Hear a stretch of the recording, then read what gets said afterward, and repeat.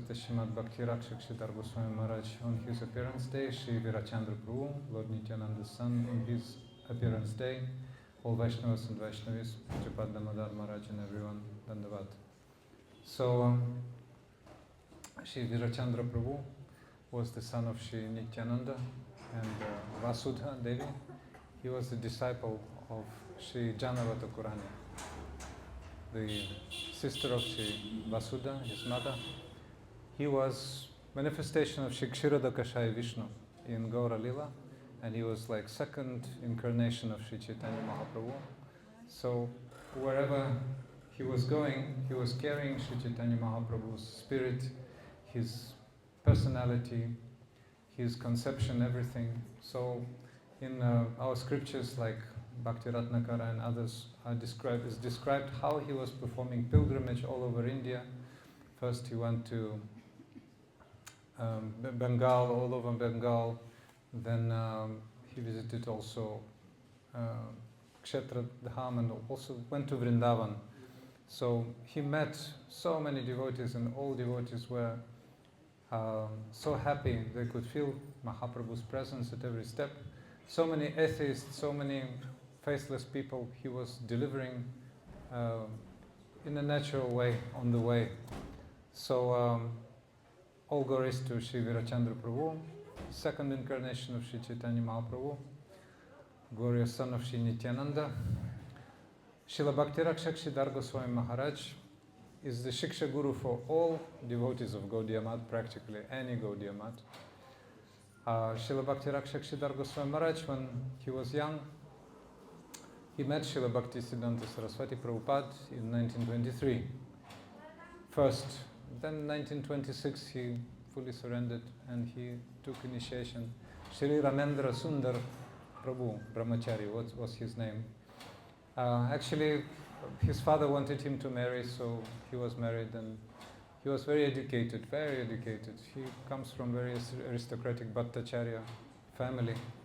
So he was also very philosophically inclined. So Maharaj, Pujapad Damodar Maharaj told you about his biography, more or less, his earlier years. But I can tell you that in 1930 he received sannyas from Srila Bhakti Siddhanta Saraswati Prabhupada. In 1926 he received initiation, Harinama and Diksha. In 1930 he received sannyas. So he was one of the 18 sannyasis directly from Srila Bhakti Siddhanta Saraswati Prabhupada. And he was also very talented preacher, organizer, so Srila Prabhupada sent him to the south, and he was in charge of Madras temple for a long time. Then after Srila Prabhupada left, you could hear how Srila Prabhupada's last desire was to hear Shri Rupa Manjari Pada song from the mouth of Srila Bhakti Rakshak Sridhar Goswami Maharaj. You heard how Prabhupada said, I don't want to hear the tune, I want to hear the mood. So Srila Sridhar Maharaj sang that song, which constitutes the entrance into Nitya Lila. So that Vaishnava who sings that song plays very important role in the departure of the predecessor, the great Vaishnava. He's singing that like a guru, etc. So Srila Prabhupada was very happy to hear that singing by Srila Bhakti Rakshak Sridhar Goswami Maharaj. So then later he was a very close relationship with Srila Bhaktivedanta Swami Maharaj, our Prabhupada. Srila Swami Maharaj Prabhupada was staying in his house in Allahabad. Srila Bhakti Rakshak Sridhar Goswami was staying in Swami Maharaj's house in Prayag, Allahabad for some time, and they were discussing, like for a long time, I think for 10 years periodically he was staying in Swami Maharaj's house. So they were discussing many philosophical points, and specifically after the departure of Srila Bhakti Rakshak Sridhar Goswami Maharaj, before departure in 1977, Srila Swami Maharaj in that famous darshan with his disciples named Srila Bhakti Rakshak Sridhar Goswami Maharaj's name, mentioned his name, along with our Srila Gurudev, Srila Bhaktivinoda Narayan Goswami Maharaj's name, as the two Vaishnavas all ISKCON could take shelter of for Shiksha. So the devotees started visiting him on a regular basis, the end of 70s, 78 onwards, 80, 81, 82, 83, those years. Then in 1984 they accepted that infamous resolution forbidding the association of Srila Bhakti Rakshak Sridhar Maharaj. Horrible offenses were committed after they kind of apologized, but anyway, so the devotees were coming to him and they were receiving shelter, they were receiving so many instructions on so many topics. He was expert at philosophy. Today I read one extract. One devotee came, he was a philosophy student, and specifically Eastern conceptions at university in America. So Srila Sridhar Maharaj touched the subject of Hegel, German philosophy, and he was discussing Hegel's doctrine, panentheism, that panentheism is closer to Ramanuja's conception of Vishishtadvaita.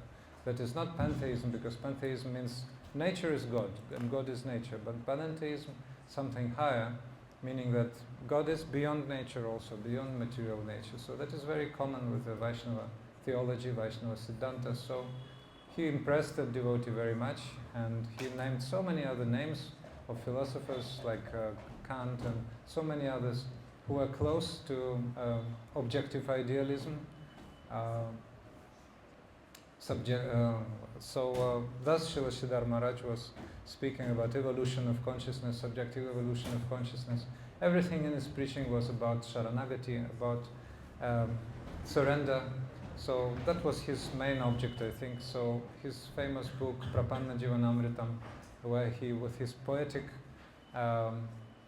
introduction, with his, in his own verse, he introduced so many verses from our acharyas where they're stressing the importance of Sharanagati, the sixfold surrender.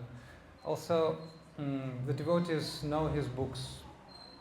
First of all, Guru Tattva, Shri Guru and His Grace. So he was giving so many instructions to the devotees of ISKCON 1982 onwards about Guru.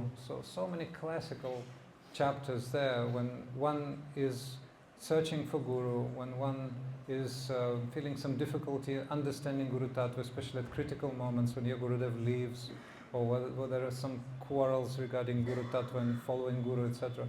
One must read that book. It's a must reading for everyone concerning Guru Tattva, for practicing devotees, for searching devotees, for advanced devotees, for everyone.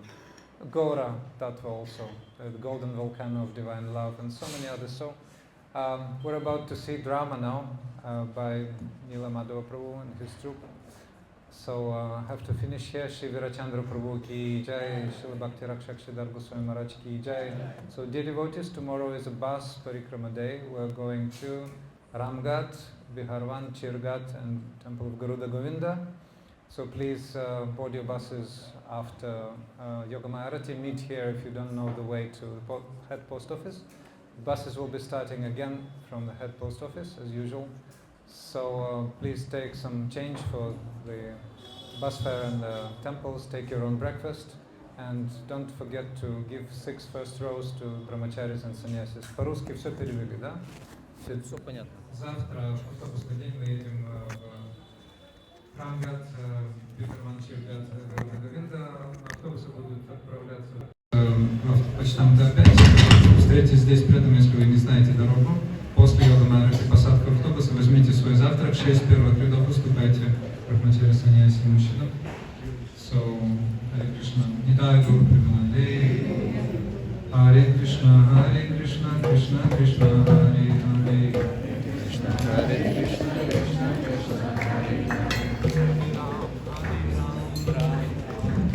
Hare Hare.